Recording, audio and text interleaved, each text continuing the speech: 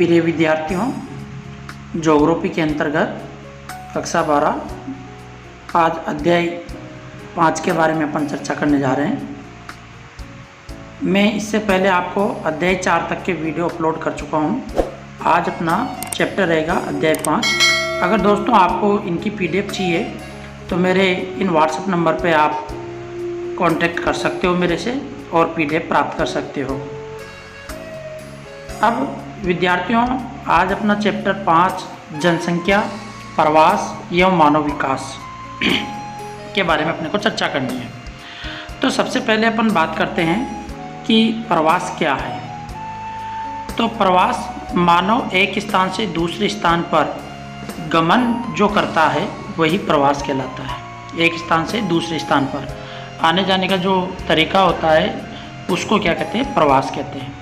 प्रवास का प्रमुख कारण आजीविका होती है। आजीविका का मतलब है खाना कमाना।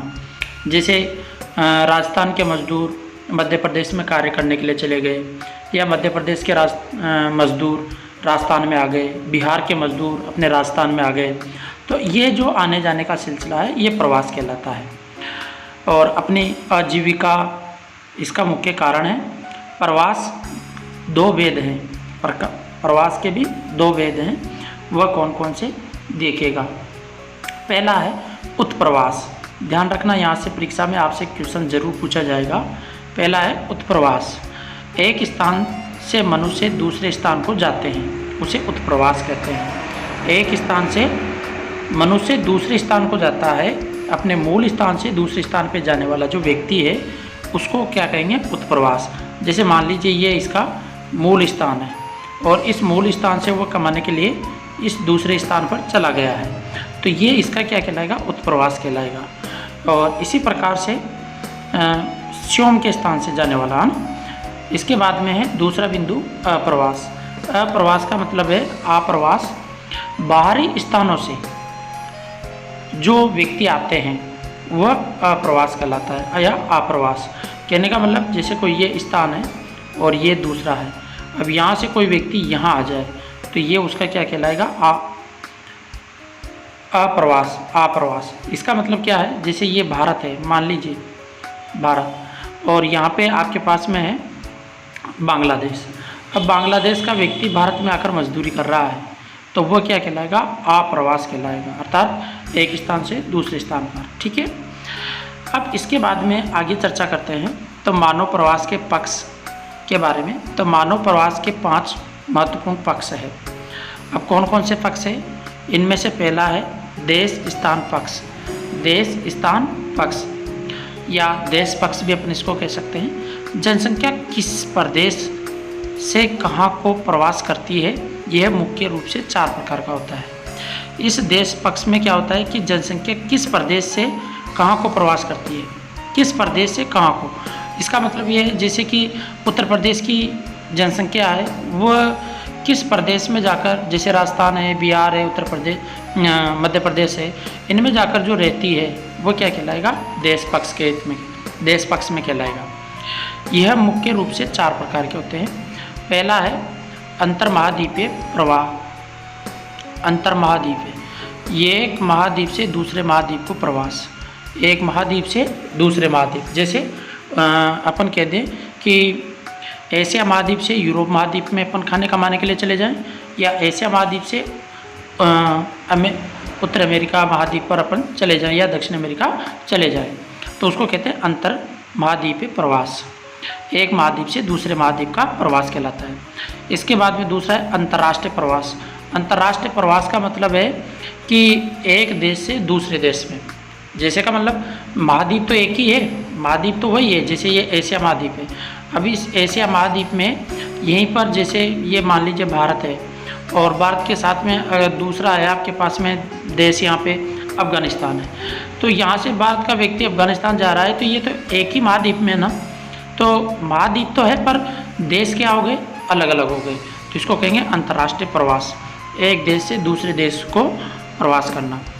तीसरा होता है इसका महत्वपूर्ण, वह है अंतर्राज्यीय प्रवास।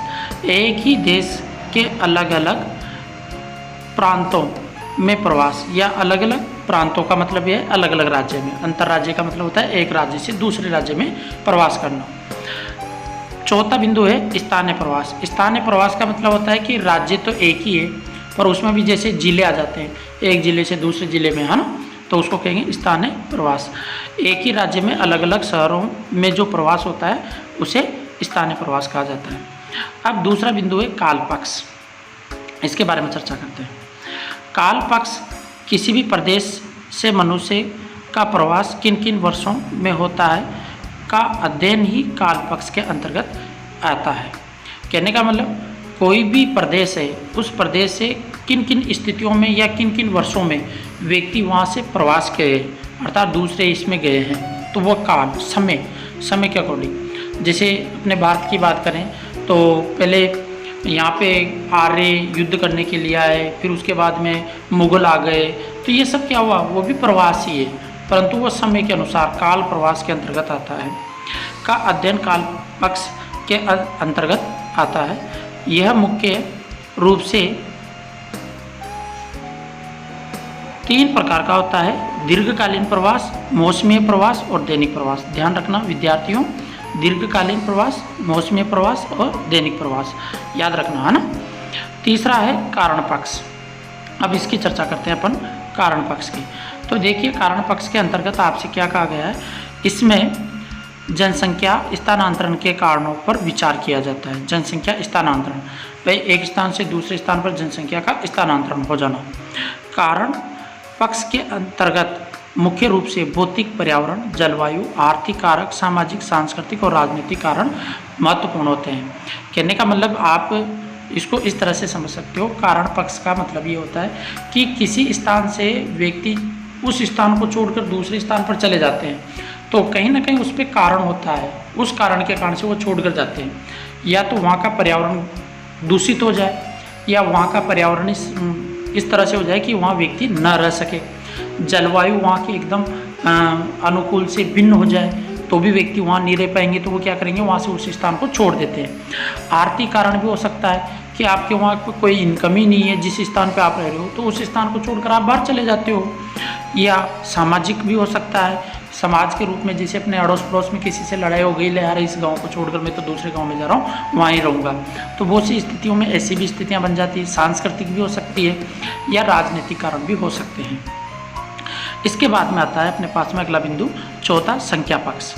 स्थानांतरण करने वालों की संख्या विचार किया जाता है। संख्या पक्ष में क्या होता है कि स्थानांतरण में जो व्यक्ति जाते हैं, एक स्थान से दूसरे स्थान पर जा रहे हैं ना, उनकी संख्याओं पर विचार किया जाता है कि कितने व्यक्ति इस स्थान से इस स्थान पर गए हैं, तो इनके बारे में विचार करना स्थानांतरण पक्ष कहलाता है या अध्ययन किया जाता है।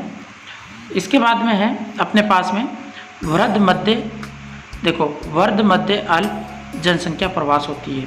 इसमें क्या होता है, अधिक भी जनसंख्या हो सकती है, मध्यम भी हो सकती है, अल्प भी हो सकती है, जनसंख्या प्रवास होता है।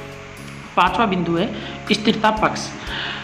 अब इसमें स्थायी रूप से बसने वाले लोगों की संख्या का अध्ययन किया जाता है। स्थिरता का मतलब स्थिर रहना, लंबे समय तक एक स्थान पर रहना, तो उसमें स्थायी रूप से बसने वाले लोगों की संख्या का अध्ययन किया जाता है। इसके अलावा है विश्व के प्रमुख अंतर्राष्ट्रीय प्रवास, जिनमें से पहला आता है यूरोपीय प्रवास। अब यूरोपीय प्रवास के पर चर्चा करें तो देखिएगा प्रिय विद्यार्थियों, यूरोपीय प्रवास के अंतर्गत आप समझना, यह अंतर्राष्ट्रीय प्रवास में सबसे बड़ा है। यूरोप से सबसे अधिक प्रवास संयुक्त राज्य अमेरिका में 5 करोड़ हुआ है। कितना? संयुक्त राज्य अमेरिका में 5 करोड़। यूरोप का व्यक्ति अमेरिका में जा रहे वाला गया 5 करोड़ आदमी। इसके बाद में क्रमशः कनाडा, ऑस्ट्रेलिया और न्यूजीलैंड में भी यूरोप से प्रवास हुआ है, क्योंकि ये देश समशीतोष्ण जलवायु में स्थित है। यूरोप देशों से प्रवास 2 मुख्य भागों में हुआ है। अब 2 महत्वपूर्ण भाग हैं जिनके कारण से ये प्रवास हुआ है। कौन कौन से हैं उनके बारे में भी अपन चर्चा करते हैं। देखिए, एक तो है उष्णकटिबंधीय क्षेत्र, उत्तरी व दक्षिणी अमेरिका के तटवर्तीय तथा दक्षिणी पूर्वी एशिया देशों में जाकर इन लोगों ने यहाँ व्यापारिक फसलों कपास, गन्ना, चाय आदि का उत्पादन प्रारंभ किया।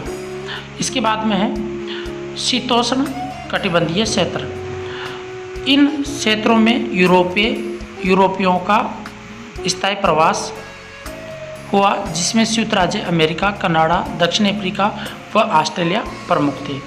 अब इसके बाद में अपन पढ़ते हैं एशियाई प्रवास। अब देखते हैं एशियाई प्रवास में क्या क्या है।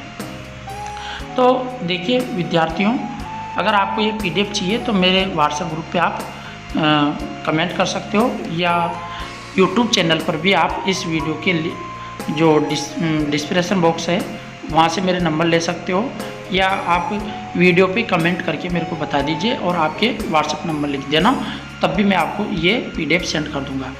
इसके बाद में बात करते हैं मानव प्रजाति का उत्पत्ति स्थल मध्य एशिया को माना जाता है, क्योंकि अपन बात कर रहे हैं एशियाई प्रवास की। माना जाता है मध्य एशिया से ही मानव प्रवास प्रारंभ हुआ है। सर्वाधिक प्रवास चीन से दक्षिणी पूर्वी एशिया के देशों में हुआ है। इसके बाद में देखिए जापान से अमेरिका देशों तथा भारत से म्यांमार सहित पड़ोसी देशों में प्रवास हुआ है। भारत बांग्लादेश के मध्य प्रवास विश्व में सर्वाधिक प्रभाव वाला क्षेत्र है भारत बांग्लादेश, क्योंकि यहाँ पे प्रवास की स्थिति अधिक बनती है। इसके बाद में पढ़ते हैं अपन अंतर्देशीय प्रवास। ये भी दो प्रकार का होता है। एक तो होता है अंतर प्रांतीय प्रवास, एक ही देश के विभिन्न प्रांतों में प्रवास। भारत में सर्वाधिक उत्प्रवास उत्तर प्रदेश तथा बिहार से हुआ, जबकि सर्वाधिक प्रवास क्रमशः महाराष्ट्र, दिल्ली, गुजरात में हुआ। इस प्रवास में महिलाओं की तुलना में पुरुषों की संख्या प्रवास अधिक हुआ है, पुरुष अधिक गए हैं अंतर प्रवास, है ना। दूसरा है स्थायी प्रवास। अब स्थायी प्रवास के अंतर्गत देखिएगा, यह एक ही प्रांत की विभिन्न क्षेत्रों में प्रवास। स्थानीय प्रवास में महिलाओं की संख्या अधिक होती है, जो विवाह के उपरांत दूसरे स्थान पर चली जाती है। मेघालय इसका अपवाद है, जहाँ गारो काशी जयंतियों में महिला प्रधान समाज व्यवस्था के कारण पुरुष को ससुराल में रहना पड़ता है। कब हम लोग घर जुआई बन रहा हो, यह वाली कंडीशन हो जाती है स्थानीय प्रवास में। अब इसके बाद में आता है प्रवास के परिणाम व प्रभाव। तो इनके बारे में भी अपन जानकारी लेते हैं।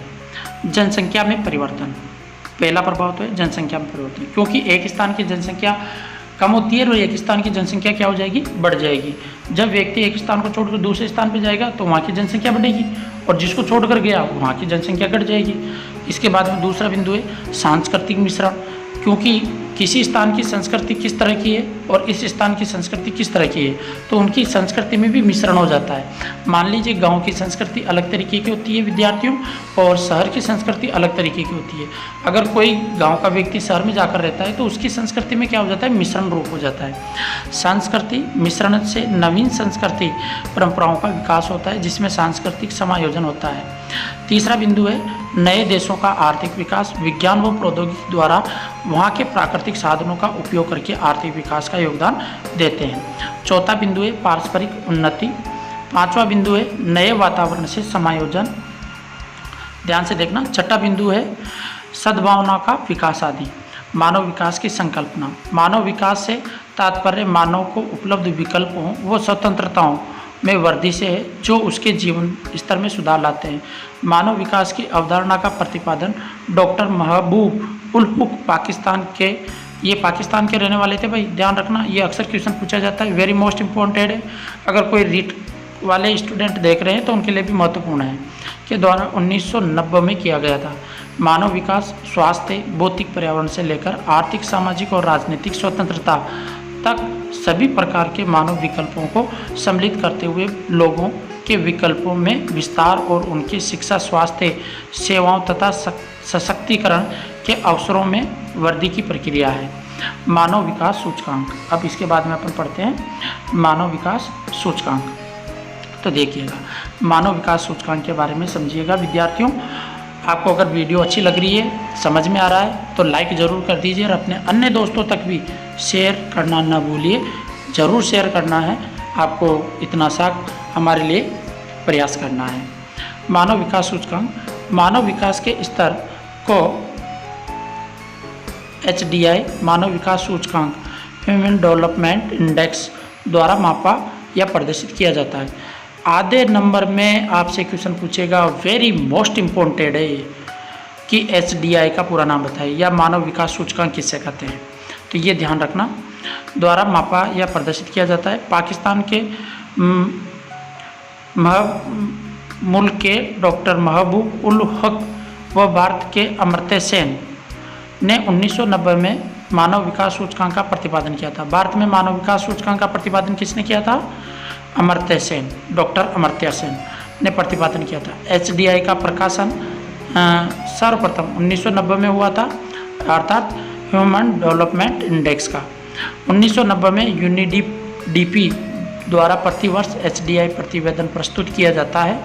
HDI का मापन 3 पक्षों के आधार पर किया जाता है। अब ये 3 पक्ष कौन कौन से विद्यार्थियों देखिए। पहला है जिसमें प्रति व्यक्ति आय, पहला क्या है? प्रति व्यक्ति आय। दूसरा है साक्षरता, तीसरा है जीवन प्रत्याशा या दीर्घ स्वस्थ जीवन। तो ये आपके पास में हुआ। अब इसके बाद में आगे इसी चैप्टर में अपन चर्चा करते हैं, वो भी देखिएगा।